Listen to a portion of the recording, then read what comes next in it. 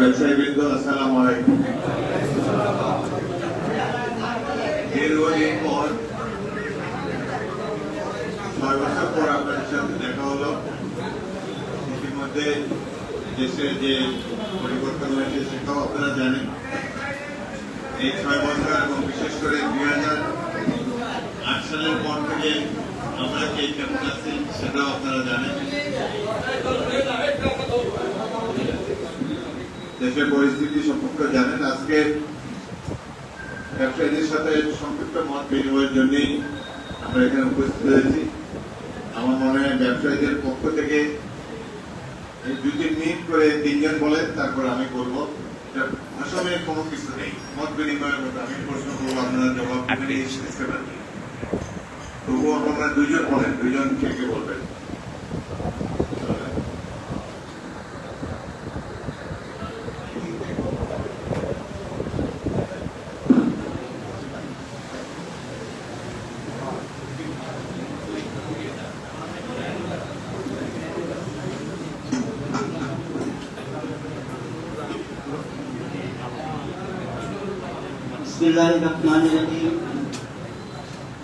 উপস্থিত বাংলাদেশ জাতীয়তাবাদী দল কেন্দ্রীয় সম্মানিত স্থায়ী কমিটির সদস্য, আমাদের প্রাণপ্রিয় নেতা হাফিজউদ্দিন আহমেদ, আমার সামনে উপবিষ্ট লালমোহন বাজারের সংগ্রামী ব্যবসায়ী, আসসালামু আলাইকুম ওয়া রাহমাতুল্লাহি ওয়া বারাকাতুহু।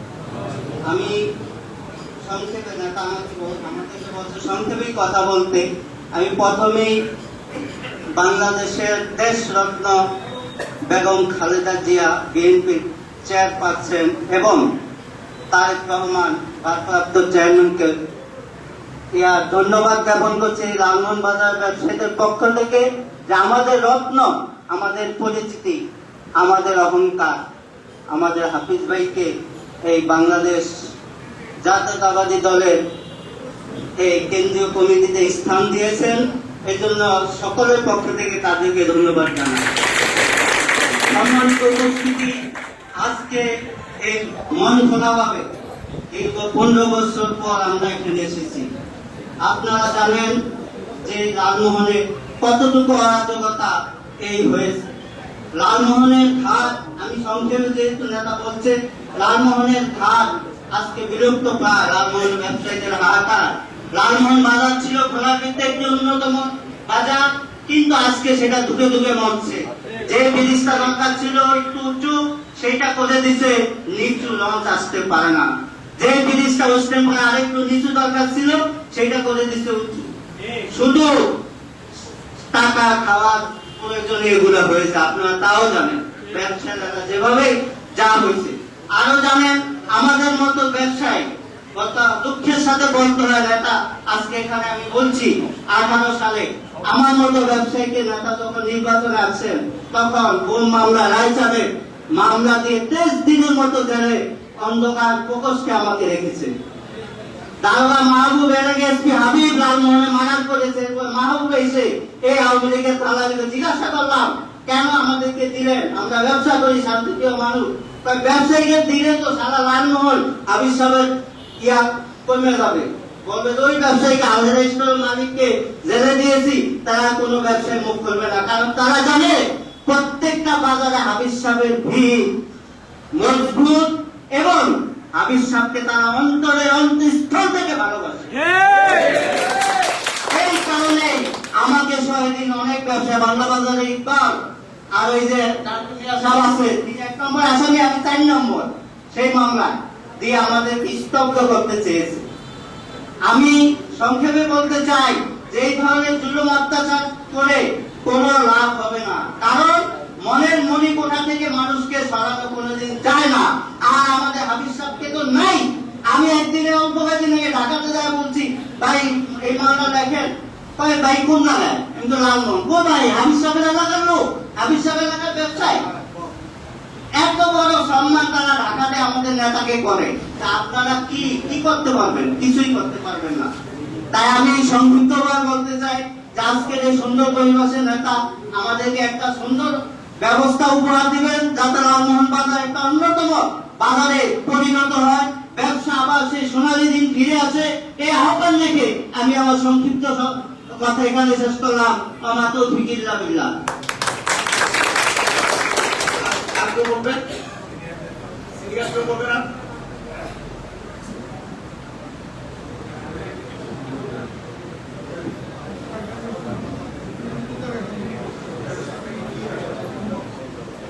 আসসালামু আলাইকুম ওয়া রাহমাতুল্লাহি ওয়া বারাকাতুহু।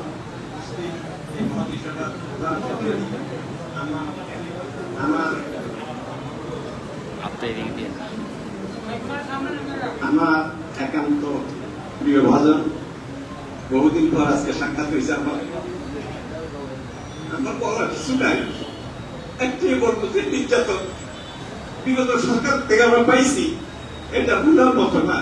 আমার ছেলে কলেজের প্রফেসর হিসাবে আমার ব্যবসা দেখে, তাকেও কোনো কেসে দিয়া 25 দিন জেলে রাখছে। এরপরে মামলা তো আছেই। এরপরে বিগত দিনে তো 2000 সালে আমাদের সন্তান এই দেশে, আমাদের দুইটা সন্তান দেশে থেকে চলে গেছে। হ্যাঁ, এই প্রোফাইলকে খুশি করতে গিয়া এসপি হাবিব সাহেব এগুলি করাইছে। যাই হোক, আমি সেদিকে যাব না। আমি বলতে চাই নেতার কাছে বিগত দিনে যা হওয়ার হয়ে গেছে, নেতার কাছে যা পাওয়ার পাইছি।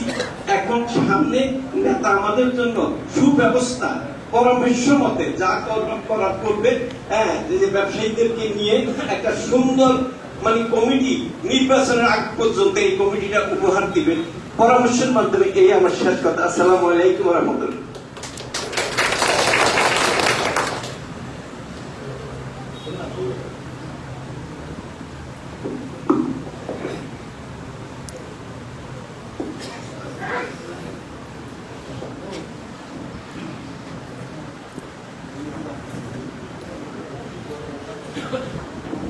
বিসমিল্লাহির রহমানির রহিম।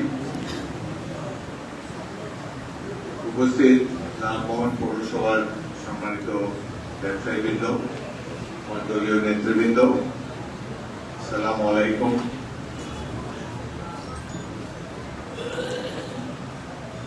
এখানে আসলে তো অনেক পুরানো কথা মনে পড়ে যায়। পুরোনো দিনে যারা ব্যবসায়ী ছিল তারা তো অনেকেই নেই। দলে ছিল মদন বাবু, এসিন মিয়া, সলমান আজাদ, যেসব নেতৃবৃন্দ ছিল তারা একে একে চলে গিয়েছে। যারা ইউনিয়ন, তখনকার দিনে ইউনিয়ন পরিষদের চেয়ারম্যানরা খুব ভালো লোক ছিল, সমাজের শালীন বিচার সব দিক দিয়েই সমাজে একটা স্থিতিশীলতা তারা রাখতে পেরেছিল। তো আমার বয়স অনেক হয়েছে, 80 বছর, সুতরাং অনেক কিছু দেখছি পৃথিবীর। কিভাবে সমাজটা আস্তে আস্তে নষ্ট হয়ে গেল এটাও দেখলাম। সমাজ ভালোই ছিল, এই সমাজকে ধ্বংস করছে শেখ হাসিনা। কিভাবে করছেন? 2001 সালে তোফায়েল সাহেব দাঁড়াইছিল আমার বিরুদ্ধে, আমার অর্ধেক ভোটও পায়নি। তারপরে উনি সিদ্ধান্ত নিয়েছে যে ভোট দিয়ে আর হিসাবকে হারানো যাবে না, এখন বাংলাদেশে বড় একটা সন্ত্রাস পাঠাতে হবে। আওয়ামী লীগের এই পলিসিতে জায়গায় জায়গায় বিভিন্ন সন্ত্রাসীদেরকে পাঠিয়ে দিচ্ছে, যার ফলে 2008 সালেও ভোট ডাকাতি হয়েছে। তারপরে 10 সালে, 8 সালে তারা একজন প্রার্থী দিচ্ছে আওয়ামী লীগ, যে সেনাবাহিনী থেকে চুরি চাকরি গেছে। চুরি করে চাকরি গেলে 5 বছর নির্বাচন করতে পারে না, এরকম নিয়ম। 3 বছর যেতেই তারা প্রার্থীকে দিচ্ছে, সেখানে সেনাবাহিনীর সাবেক কর্মকর্তা। আমি প্রতিবাদ করলাম, সেটা তারা শুনে নেই। নির্বাচনে 1 মাস পরে বাদ দিয়ে দিচ্ছে। অথচ ওই নির্বাচনে আগে যদি নির্বাচন কমিশন তাকে বাদ দিত, তাহলে আমি বিনা প্রতিদ্বন্দ্বিতা জিততে পারতাম। পরপর যে 6 বার জিতছি, 7 বার হতো, পরে 14তে গেলে 8 বার হতো, 9 বার হতো। বাংলাদেশের সবচেয়ে বেশি বা সংসদ সদস্য আল্লাহর রহমতে আমি হতে পারতাম। এটা আমার কোনো ভূত বা কৃতিত্ব না, এটা আপনারা আমাকে ভালোবাসছেন, সম্মান করছেন। এমনকি একক প্রার্থী হিসাবে আমি সব জায়গায় মুখ তুলে বলি যে আমার রাজনৈতিক জীবনের সবচেয়ে বড় পুরস্কার হলো লালমোহনের মানুষ, তজুমুদ্দিন মানুষ আমাকে সব আওয়ামী লীগ, জাতীয় পার্টি, জামাত, সব পার্টি ছেড়ে আমাকে স্বতন্ত্র প্রার্থী হিসাবে নির্বাচিত করছে। 300 জনের মধ্যে মাত্র 3 জন স্বতন্ত্র প্রার্থী ছিল। আপনারা আমাকে সেই সম্মান দিচ্ছেন, সবচেয়ে বেশি ভোটে আমি নির্বাচিত হয়েছি। আমি সবসময় মনে রাখছি লালমোহনের লোকের কথা। আমার কোন কাজে যেন তাদের মুখে চুনকালি না পড়ে। ঢাকা শহরে গেলে কেউ যেন না বলে বেটা চোরের দেশের লোক আসছে এই সেই। তো আমার দৃঢ় বিশ্বাস যে এত বছর রাজনীতি করার পর, প্রায় 40 বছর রাজনীতি করি, কখনো কোনো বদনাম এখন পর্যন্ত আসে নাই এবং আল্লাহর কাছে মাথা উঁচু করে যেতে পারবো। হয়তো আর বেশি দিন বাঁচবো না, কিন্তু মৃত্যুর পরে আল্লাহর কাছে মাথা উঁচু করে বলতে পারবো যে আমি বিশ্বাসঘাতকতা করি নাই, সত্যতার মধ্যে ছিলাম, জনগণের ভালোবাসার অমর্যাদা করি নাই। কিন্তু এখন তো যুগ পাল্টে গেছে। এই যে একটা সন্ত্রাসী এখানে পাঠিয়ে দিল, তারপর থেকে ধীরে ধীরে এমপি তো আগেও আপনারা দেখছেন, 54 সালে রশিদ মাস্টার ছিল, উনি বরিশাল গেলে আমাদের বাসায় থাকতেন, আব্বার খুব ঘনিষ্ঠ বন্ধু ছিলেন। আব্বাকে দাঁড়াইতে বলছিলেন, উনি বলছেন না আমি সবে মাত্র ডাক্তারি শুরু করছি, এবার রশিদ মাস্টারকে দেন। রশিদ মাস্টার সাহেবকে দেখলাম, তারপরে আব্বাকে 3 বার দেখলাম। জাতীয় সংসদে যখন ছাত্র এমপি হোস্টেলে গেলে বিভিন্ন এমপিদের দেখতাম, অনেক ভালো ভদ্র লোকেরা ছিল তখন। এখনকার মতো সুখের টুটের না হলেও চাল চলনে সবকিছু দিয়ে জনপ্রতিনিধি ছিল। কিন্তু এই যে স্বাধীনতার পর এই যে চোর চোরটা গুন্ডা বদমাশ গুলো এমপি হয়ে গেল, এই সমাজটাকে তারা নষ্ট করে দিচ্ছে। কল্পনা করা যায় না, এই যে ইলামোহনে তো কোনো মাদক ছিল না, এই মাদক দ্রব্যতে এরা আছে, এরা নিজেরাও মাদক খায়, মাদক ব্যবসাটা আরো প্রসার করে দিচ্ছে, সমাজটাকে ধ্বংস করে দিচ্ছে। তারপরে আমার তো আপনারা ভালো জানেন, একটা প্রিয় চাপরাশি হইতে হলে 5 লাখ টাকা ঘুষ দিতে হয়। আমি তো 5টা কলেজ করছি,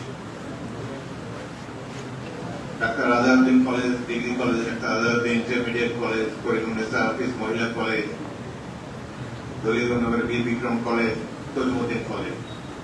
শত শত শিক্ষক নিয়োগ দিচ্ছি, কত পিয়ন দারোয়ান, কত লোকের দিচ্ছি। কোনোদিন শুনছেন একটা পয়সা কারো বসতে নিছি? বিরাট জমিদারে ছিল, আমি তো মধ্যবিত্ত পরিবারের সন্তান। আব্বা যা কিছু টাকায় কামাই করতো ডাক্তারি করে সব আমার পরিবারের সদস্যদের লেখাপড়ায়, আমার চাচাতো ভাই, মামা ভাই, খালাতো ভাই, যত ভাই সব আমাদের বাড়িতে থাকতো, পড়াশোনা করতে, যারা পরিসর কখনো গেছেন। এইভাবে যা কামাই করছে দিনের শেষে। সুতরাং এই ধরনের একটা পরিবেশে আমরা মানুষ করি, কিন্তু এই যে সমাজটা নষ্ট হয়ে গেল, এটার জন্য অনেক কষ্ট লাগে। আগে লোকজন অত্যন্ত ভদ্র ছিল, তাদের ছেলেদের সাথে রাজনীতি করছি, এখন তাদের নাতির সাথে রাজনীতি করতেছি। তো তাদের এই যে পরিবর্তনটা দেখতেছি, দাদা কিরকম ছিল, বাবা কিরকম ছিল, নাতি কিরকম, সব দেখতেছি। এগুলো দেখে দেখে এখন সমাজ সংস্কার করা তো আমার পক্ষে সম্ভব না। আমি ক্ষুদ্র মানুষ, হয়তো একটা আসন থেকে আপনারা ভোট দিলে এমপি দিতে পারি, বাংলাদেশে 300 আসন, 300 আসন থেকে যদি 200টার থেকে সন্ত্রাসী আছে, বদমাইশ আছে, তাহলে তো সমাজ নষ্ট হয়ে যায়।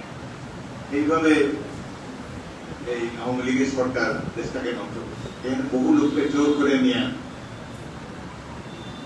দলে যোগদান করেছে।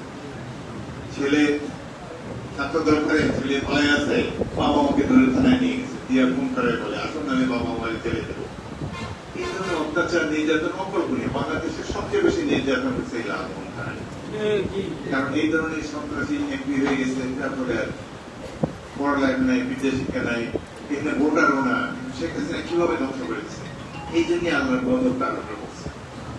আমরা যদি আরো 10 বছর আন্দোলন করতাম, এই সরকার সহায়তা করতাম না, কারণ ওরা হেলিকপ্টার দিয়ে গুলি করে বাচ্চাদের উপরে, শিশুদের উপরে 32টা শিশু মারা গেছে। এদের সাথে কে আন্দোলন করে পারবে? সুতরাং আল্লাহ রাব্বুল আলামিন নিজেই দায়িত্ব নিয়েছে। আল্লাহ যেরকম বলছে আমি ছাড় দেই কিন্তু ছেড়ে দেই না, এর শেষে আল্লাহ আরো বলছে যে সীমা লঙ্ঘন করো না, সীমা লঙ্ঘন করলে তোমাদেরকে মূল্য চুকাতে হবে। এরা হাসিনা এবং আওয়ামী লীগ মূল্য সীমা লঙ্ঘন করেছে, যে জন্যই তাদের উপরে কত বড় বড় টেলিভিশন খুললে এত বছর কি দিচ্ছেন, 15 বছর কিসব কথাবার্তা এখন নাই। কোথায় কে কোথায় গর্তের মধ্যে পলাবে, এখানে মহিলাদেরও নষ্ট করে গেছে। 2018 সালে নির্বাচনে আমি এনে ঢুকলাম, মমশিক্ষা দিয়ে মিছিল করে এখানে আসলাম। সন্ধ্যার পরে বিভিন্ন জেলা থেকে পুলিশ এনে আমার বাসাটা ঘিরে ফেলল, আর বাইরে যেতে পারলাম না। নির্বাচনের দিনও বাইরে যেতে পারলাম না। নির্বাচনের দিন একটা ডিজিটাল সিকিউরিটি একটা মামলা দিয়ে গেল। এইভাবে এই যে অত্যাচার, নির্যাতন সীমাহীন, এই জন্যই আল্লাহ তাআলা এদের উপরে নারাজ হয়ে একটা উপযুক্ত শাস্তি দিচ্ছে। শাস্তি এখনো হয়নি, আস্তে আস্তে হবে আর কি ইনশাআল্লাহ। কামনা করি বাংলাদেশে যেন এই ধরনের সরকার আর না আসে। আমার নামে একটা রাস্তা ছিল বাজারের মধ্যে, পৌরসভায় গেছে, আমি তো বলিও নেই। আমার নামে তো ঢাকা শহরের রাস্তা আছে, ভোলা জেলায় আর কারো নামে রাস্তা নেই। যাই হোক, সেটা আল্লাহ সম্মান দিয়েছে, এখানে দিলে কি না দিলে কি, তারপরে এইটুকু এদের সহ্য হয়। ভাই পৌরসভাটা আমি বানাইছি, এনায়েত কবির আর প্রিন্সিপাল ইলেকশনের সময় ভাই এখানে আসছে না, ভালো না লাগে চলে যাবো। এখানে এই দেশের একটু কর্মসূচি করবো না, তাহলে আমার কথা বলার পুরো নষ্ট হয়ে যায়।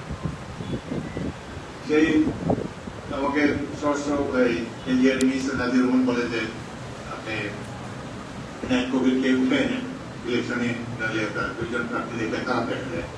পরে বলছে আমি ঠিক আছে আমি এনায়েত কবিরকে উঠে নেবো, কিন্তু লালমোহনকে পৌরসভা হিসেবে ঘোষণা দিবেন আর এনায়েত কবিরকে প্রশাসক হিসাবে ঘোষণা দেবেন।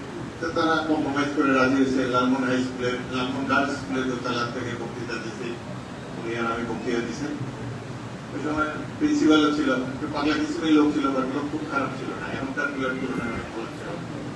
তখন এইভাবে লালমোহন পৌরসভার জন্ম, প্রথম প্রশাসক দিলাম, ধীরে ধীরে এটা প্রথম শ্রেণী পৌরসভা করছি। এটা তো আমার ছেলের মতো পৌরসভা। কোনোদিন এনায়েত কবিরে বলি নেই যে আমার আত্মীয় আছে ওরা একটা কাজ দাও, আমার একটা কাজ দাও। আমি তো এই কাজের ব্যবসা করি না। তো এখান থেকে লঞ্চে উঠে যখন যাই খালিয়াতে, যেভাবে আসে ওইভাবে খালিয়াতে আসি, খালিয়াতে খাই। এখান থেকে ইনকাম করার ছিল তো আমি এখানে আসি না। আজকে লালমোহনের যে সিচুয়েশন, যে বর্তমান আমি এই এক সপ্তাহের মধ্যে কোটি টাকা কামাইতে পারি না, যেসব লোক পলায় আছে আমি ইশারা দিলি তো আমাকে কোটি কোটি টাকা দিয়ে দিবে। কিন্তু আপনাদের ছেলে, ডাক্তার আজাদের ছেলে কোনোদিন এইসব কাম করবো না। দুদিন পরে তো আল্লাহর কাছে যেতে হবে। 80 বছর বয়স হলে আর 10 বছরই বাঁচলাম, দেখতে দেখতে 10 বছর চলে গেল। সুতরাং আমি মুসলমানের ছেলে, পরবর্তী পরকালে বিশ্বাস করি। আকাম কুকাম করে মৃত্যুর পরে যাতে গালি না দেয়। আমাকে শেখ হাসিনা যা চাইতাম তাই দিত, খালি দলটা ছেড়ে আসে বিএনপি ভাঙিয়ে যেত। আমার সাথে অনেক এমপি আসতো, বিএনপি ভাঙা আমি ছাড়া আর কোনো বাপের বেটা নেই যে বিএনপি ভাঙতে পারে। যে দলটাই পারবে একা যাবে, আমি গেলে আমার সাথে আমাকে এমপিরা পছন্দ করে, দেশের মানুষ ভালো জানে, দলটা দুই টুকরা হয়ে যেত। আমি বলছি ঠিক আছে, আমার যত জুনিয়ররা সব আমাকে ক্রস করে করে উঠে গেছে। এই 15 জন সদস্য আছে স্থায়ী কমিটির, 14 জনই আমার জুনিয়র। ডক্টর মুশারফ স্যার সবাই আমার নিচে ছিল, আমি যখন ভাইস প্রেসিডেন্ট ছিল এগুলো দলে কোনো পদই ছিল না। তাও আমি সহ্য করেছিলাম যে জিয়াউর রহমানের অধীনে যুদ্ধ করছি, জিয়ার দল করছি, বেগম জিয়া আমাকে 2টা মন্ত্রণালয় দিচ্ছে। 42 সদস্যের মন্ত্রিসভায় একমাত্র আমারই 2টি মন্ত্রণালয় ছিল, কত সিনিয়র লোক ছিল আমাকে। আমাকে সম্মান দিছে, ঠিক আছে, তার ছেলের কাছ থেকে নাই পেলেন সম্মান, তবু ঠিক আছে আমার দল করি, এইভাবেই থাকি। আল্লাহ ইজ্জত দিচ্ছেন আর এই দুষ্টগুলাকে এখান থেকে সরাই দিচ্ছে। এখন আমি আমার কর্মীদেরও বলি যে আওয়ামী লীগ এইসব করে বদমাইশি করে মানুষের মন থেকে উঠে গেছে, দেশ ছেড়ে ফেলে গেছে। এখন আমার দলের যারা, এরাও যদি একই কাজ করে, চাঁদাবাজি করে, মানুষের দোকানে তালা লাগায়, এটা করে ওইটা করে, তাহলে আমাদের অবস্থা আওয়ামী লীগের মতো হবে। সুতরাং সবাইকে আমি সাবধান করতে চাই যে চাঁদাবাজি করবে, অন্যের জমি, অন্যের ঘর দখল করতে চাইবে, এগুলো আমি জীবিত থাকতে হবে না। আপনারা বাজারে যারা ব্যবসা করেন, আপনাদের কোনো অসুবিধা হয়, কেউ আপনাদের ডিস্টার্ব করে, আপনার করেন আওয়ামী লীগ, কোনো অসুবিধা নেই, যার যে দল ভালো লাগে সে দল করতে পারে। খালি মানুষের উপর যদি অত্যাচার করে থাকেন, কারো দোকান দখল করে থাকেন, কারো মারপিট করে থাকেন, তাইলে সেটার ফল দিতে হবে, তাও আইনগত ব্যবস্থা করবো। আমরা কারো পিটাবো না, কারো মেজরিত পাবো না, কিন্তু আগে অপকর্ম করে থাকলে আইনগত ব্যবস্থা স্বীকার করতে হবে। তবে কারো এই দোকানপাটে হামলা যেন কেউ না করে, কারো দোকানে কেউ তালা লাগাতে যাবেন না, আর কোন চাঁদাবাজি কেউ করার চেষ্টা করলে আমাকে জানাই দেবেন। এখন আমি শুনতেছি চাঁদাবাজি হয়, কিন্তু কেউ বলে না, আমাকে তো বলতে হবে, একটা প্রমাণ তো লাগবে। টেলিফোন করে আমাকে সরাসরি বলবেন যে অমুক আমার কাছে চাইছে। আমার দলের লোক তো ফেরেস্তা না সবাই। এই দেশের রাজনীতি কারা করে? যে লোকটা কোথাও চাকরি পায় না, যার ব্যবসা বিভিন্ন পেশায় ব্যর্থ, পেট চলে না, রোজগার করতে পারে না, এরা এসে নেতার পিছনে চুঙ্গা ঘুরে, আর সন্ত্রাসী বদমাইশ নেতা হলে তো পিছে পিছে দুদিনেই নিজেও একটা বড় পদ পেয়ে যায়। এই জন্যই তো বাংলাদেশের এই অবস্থা। আমাদের দেশে ভারত যতই গালাগালি দেয়, একটা গণতান্ত্রিক দেশ, তারা তাদের দেশ উন্নয়নের দিকে নিচ্ছে আর আমরা নিচের দিকে যাচ্ছি। যাই হোক, এখন বর্তমানে একটা সরকার আসছে, প্রফেসর ইউনূস বিখ্যাত লোক, সারা পৃথিবীর লোক তাকে চিনে। আমরা বিএনপি থেকে বলছি তাকে আমরা যৌক্তিক সময় দেব, তারপর উনি নির্বাচন দিয়ে জনগণের প্রতিনিধিদের কাছে ক্ষমতা দিবেন, কারণ গণতন্ত্র ছাড়া তো দেশের উন্নতি হবে না। এখন বাজারে যে আপনারা আছেন, সবাই দোকানপাট আছেন, আমার দলের কারো বিরুদ্ধে যদি কোনো নালিশ থাকে এখন সবাই সামনে বলেন, কোনো অসুবিধা নেই। আছে কেউ? হ্যাঁ বলেন, পরিচয় দিয়ে বলেন, নাম কি তা বলেন।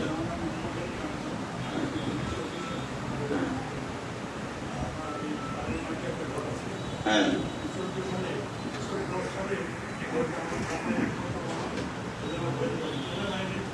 না না দাঁড়ান, আপনার বলেন যে এই সরকার পরিবর্তনের পর কেউ আপনার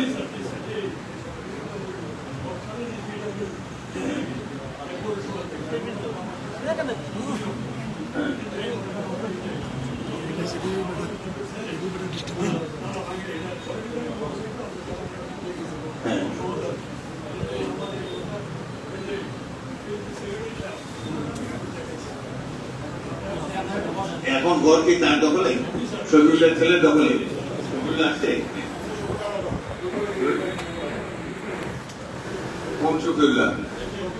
আলাদা এই বাড়ির পিছনে? এটা তো চিনি না, আমাদের দল করে না, আমাদের দলের কেউ এসব করছে না।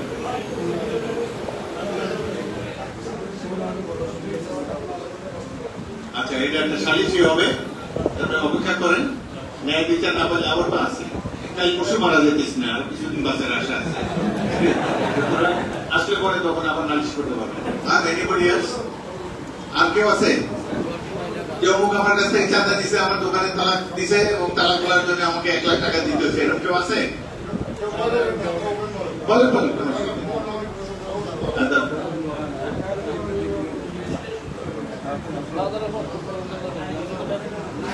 আচ্ছা যাই হোক, ঠিক আছে, ধরবেন যদি ভবিষ্যতে হয় আমাকে জানাবেন। কোন ধরনের অন্যায় হচ্ছে। আরেকটা হলো যে এই ধরনের নিজেদের মধ্যে টুকটাক কিছু হলে সবাই তো পুলিশের কাছে দৌড়তে পারে না।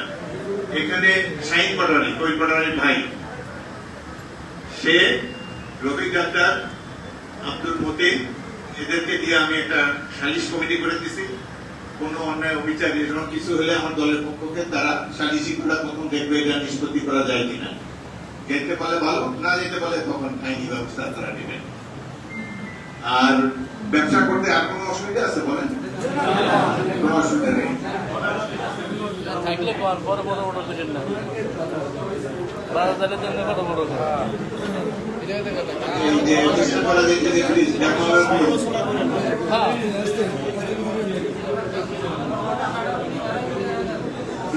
প্লিজ কেমনে কিছু করবো। লালমোহন ঘাটে কোথায় ভ্যালি ব্রিজ কোথায়? লালমোহন খরচ বাদ দিলেন, লালমোহন রোজগেটটা, লালমোহন রোজগেট, লালমোহন ঘাটে ভ্যালি ব্রিজের কোন জায়গায়? কত পেন এরা কত সাতবাড়িয়া সাতবাড়ি লঞ্চ ঘাটে।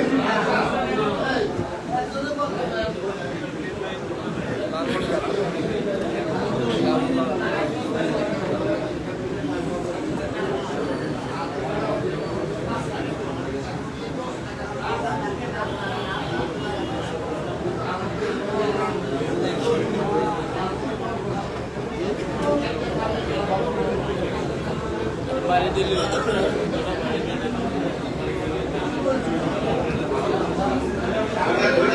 ওটা তো তোমরা আবার পাবলিকের কাছ থেকে রিসিভ করবে, তোমার তো লস নেই।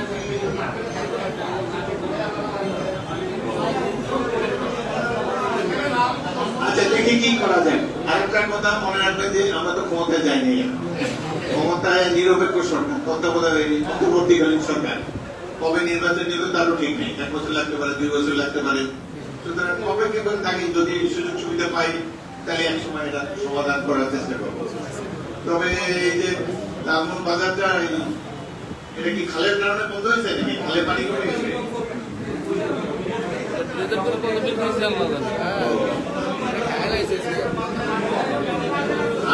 আগে যখন একবার অনেক আগে মানে যখনই একবার ওইখানে ব্রিজ করার কথা উঠতো তখন প্রিন্সিপাল চাঁদা তোলা শুরু করতো বাজারে ব্রিজ বন্ধ করার জন্য, ঢাকা যাওয়ার জন্য। পুরানো যারা তাদের হয়তো মনে আছে, এরকম অনেকবার আর কি ওই বদরপুর আর ফরাজগঞ্জের লোককে তো এখানে ব্রিজ হয়ে যায়, আর এই বামনে আর অন্যান্য ব্রিজ না, ব্রিজ হওয়ার জন্য একদল ঢাকা তোলে, ব্রিজ বন্ধ করার জন্য একদল আজব সব কারবার সব ছিল।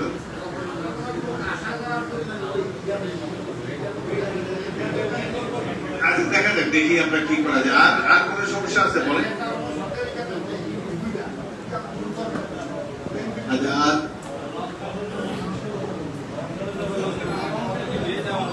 আচ্ছা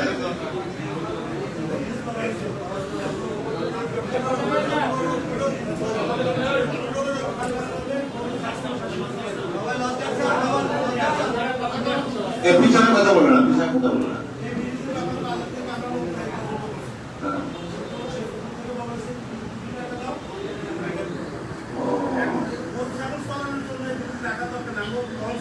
Yes. খালে তো পানিও কমে গেছে, আমি যতদূর জানি পানি তো কম, বড় বড় লঞ্চ তো আসতে পারে না।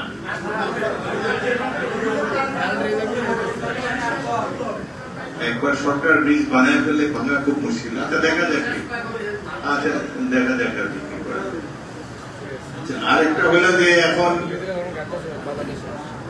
রবি পটাশিয়া বলছে যে একটা আপাতত নির্বাচনে আগ পর্যন্ত কমিটি দরকার।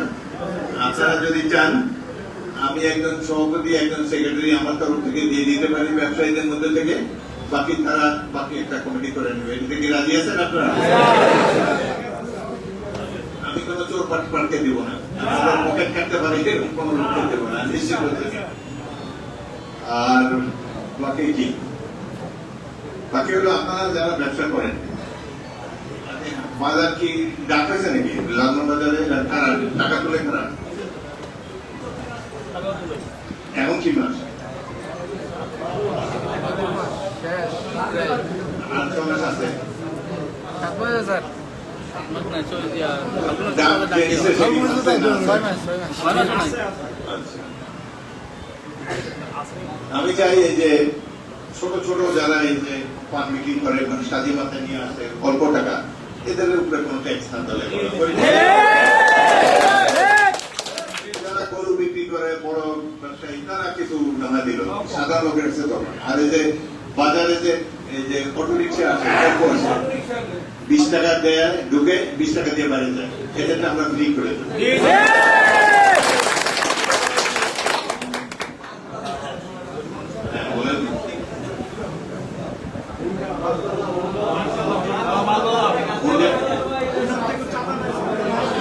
মুন্ডা অটো পুরা হুন্ডা থেকে কত টাকা নেয়? চা দেয় না স্যার। ডেলি 20 টাকা। আবার বলে যে 200 টাকা নেয়।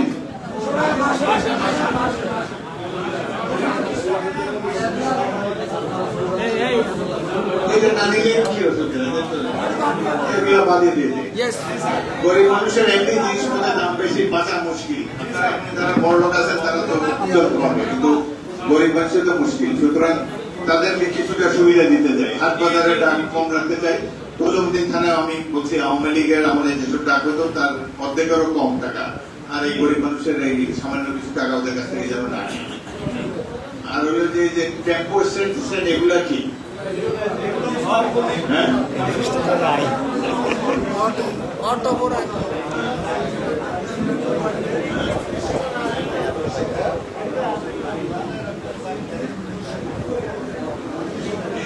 এটা থেকে টাকা তোলে কেন? দলীয় লোকেরা টাকা তোলে।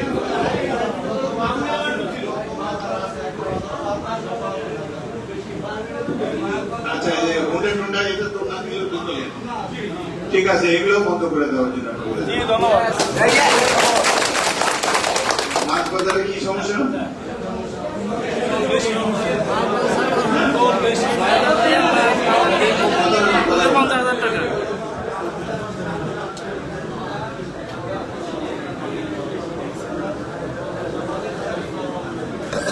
আচ্ছা মাছ বাজারে ঢাকাও, মাছ বাজারে ঢাকাও। সরকারের কাছে ডাক দিচ্ছে তো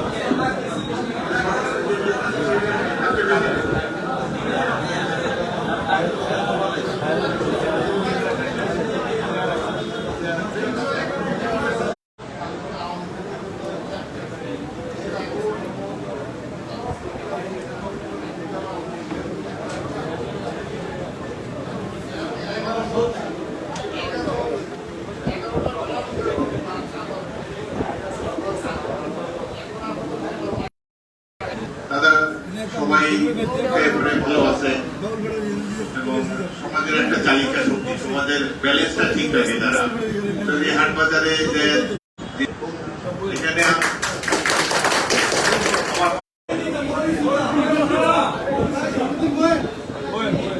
আচ্ছা নিজেই তার পরিচয়।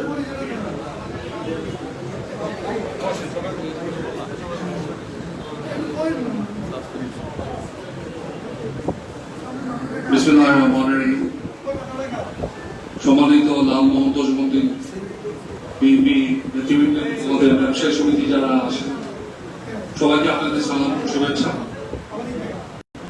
আপনাদের এই মাঠের মানুষ হাফিজ আহমেদ বিএনপি ইনশাল্লাহ আপনারা আরো দীর্ঘতর সময়ের জন্য সুস্থ নির্বাচনের মাধ্যমে আরেকবার আপনার এমপি হিসাবে।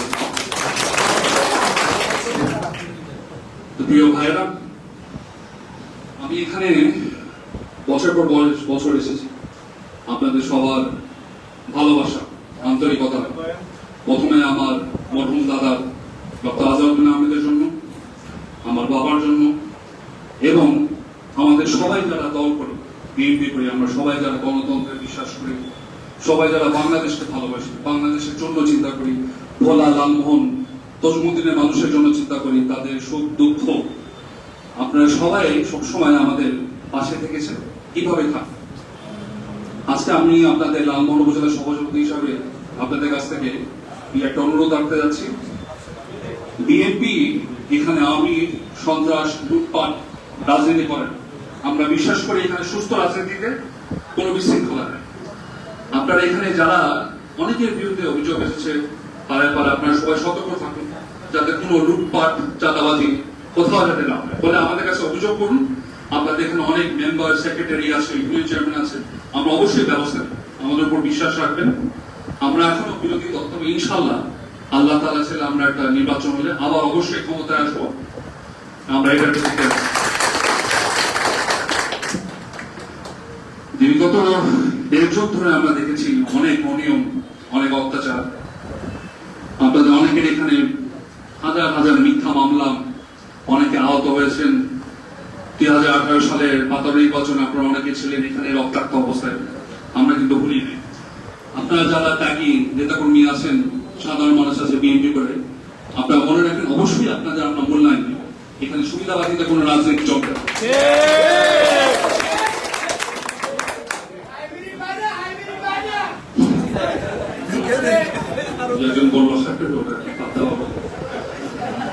আজকে আপনারা সবাই যে এখানে একত্রিত হয়েছে, আমি মন থেকে বলতে যাচ্ছি, এই যে আমরা এখন আবার লালমোহনে আবার নতুন করে স্বাধীনতা পাচ্ছি, এসব বসে বসে একত্রিত হতে পারছি, এটা দেখে আসলে খুব ভালো লাগছে। আমি আবার শুভেচ্ছা জানাতে চাই আমাদের ছাত্র সমাজকে এবং আমাদের বিপ্লবী জনগণকে যারা আমাদের আজকে এই পর্যায়ে নিয়ে এসেছে, ধন্যবাদ জানাতে চাই। শেষ একবার বলে যাচ্ছি যে এখানে আমি সরকার থেকে আমাদের একটা শিক্ষা নেওয়া দরকার। আমাদের রাজনীতি হবে সচ্ছল, সুস্থ। আমরা যাতে কখনোই আওয়ামী লীগের যে দুর্নাম দুর্নীতি আছে এর সাথে আমাদের যাতে কোনো নাম না থাকে।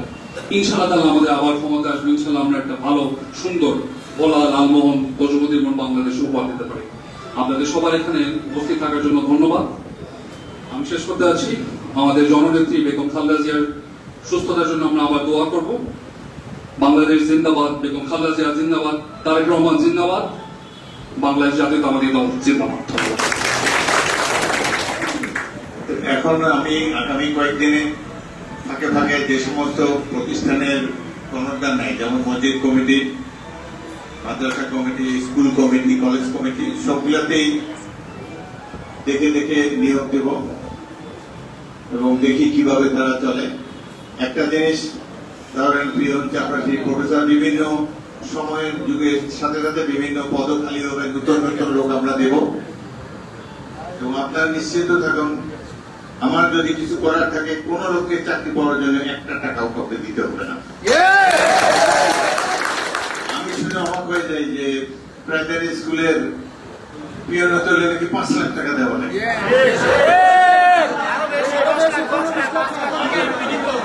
কিভাবে সমস্যা নষ্ট হয়ে কেউ বলে 7 লাখ দিতে হবে, এখন লাখে লাখ কোটি কোটি প্রধানমন্ত্রীর অবৈধ অনির্বাচিত প্রধানমন্ত্রীর পিওরও 400 কোটি টাকা, সেও হেলিকপ্টারে চলে। আমি তো লঞ্চে করে আসছি নাজিরপুর, আমরা তো হেলিকপ্টারে চলতে পারি না। এই সমস্ত কিভাবে সমস্যা নষ্ট হয়ে গেল, কষ্ট লাগে। যাই হোক, আপনাদের সাথে আবারও দেখা হবে। আপনারা সবসময় আমার জন্য দোয়া করবেন। জীবনের এই পরন্ত বেলায় আপনাদের সাথে মুখোমুখি হয়েছি, আমিও সবসময় আপনাদের জন্য দোয়া করি। আমার বাবাও আপনাদের অনেক সেবা করেছে, আমার চেয়ে অনেক বেশি করেছে, আমিও চেষ্টা করেছি। তো ইনশাআল্লাহ আল্লাহ লাল মুহূর্তের জন্য মানুষকে শান্তিতে রাখুক, এটাই কামনা করি। আল্লাহ হাফেজ, সবাইকে অসংখ্য ধন্যবাদ।